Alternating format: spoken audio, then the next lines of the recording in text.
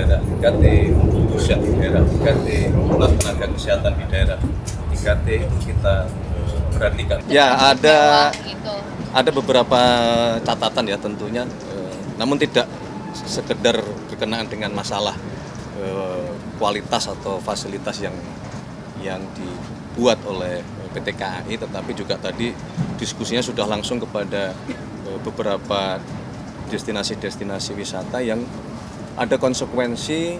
Ternyata kita harus juga merevitalisasi atau menghidupkan kembali jalur-jalur kereta. Iya. Contoh tadi misalnya dari Semarang menuju ke Magelang ya, karena kita mau menjadikan Borobudur sebagai salah satu destinasi unggulan kita, selain yang di Jogja misalnya dengan Candi Prambanan yang beberapa waktu yang lalu juga dikunjungi oleh Perdana Menteri Modi dan sedang mau kita restorasi, kita perbaiki. Pak Fadlizon juga targetnya berapa tahun Pak? 1 sampai 2 tahun ya selesai ya? 3 tahun lah. Nah ini menjadi satu kesatuan ekosistem pariwisata yang mau kita optimalkan begitu.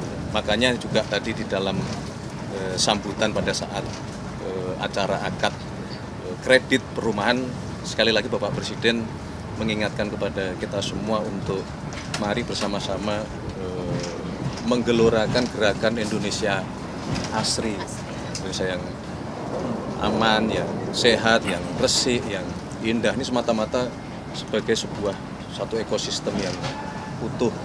Target wisata ekspor ini bisa beroperasi Secepatnya lah, belum.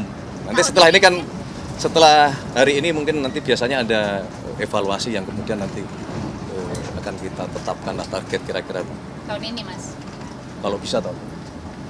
Kalau saya boleh nambahin sedikit, kelihatannya kalau dari obrolan-obrolan tadi juga respon dari banyak orang ini bakalan banyak masyarakat yang akan tertarik gitu ya.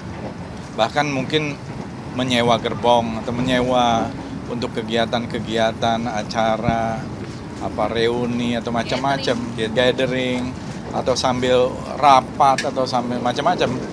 Itu sangat unik ya, sangat unik. Dan ya seperti Orient Express gitulah ya.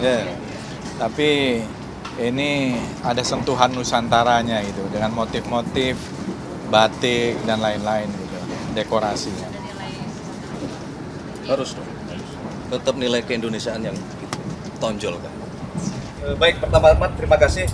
Kami juga sudah mendapatkan informasi bahwa MK mengambil sebuah keputusan, tapi memang yang pertama karena kami posisi sedang di luar kota secara resmi, kami belum menerima salinan keputusan tersebut, dan tentu saja karena apapun keputusan MK tentu kita hormati, nanti akan kita pelajari, karena bagaimanapun kalau berkenaan dengan masalah anggaran tentu kita tidak berdiri sendirian, karena anggaran itu kan kita susun juga bersama-sama dengan teman-teman kita di DPR.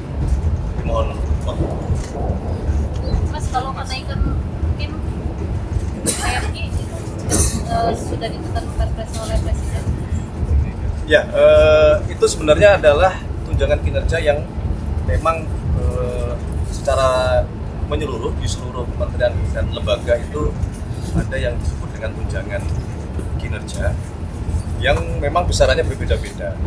Nah, ada beberapa yang kemudian oleh karena pertimbangan tertentu itu diberikan kebijakan untuk dilakukan kenaikan setelah sekian tahun tidak pernah naik. Contohnya beberapa yang tidak hanya di TNI maupun di Kementerian Pertahanan, tetapi juga untuk guru di daerah 3T, untuk pusat di daerah 3T, untuk tenaga kesehatan di daerah 3T itu kita perhatikan mengenai tunjangan atau kesejahteraan bagi mereka-mereka yang mengabdikan diri di tempat-tempat yang tergolong cukup sulit.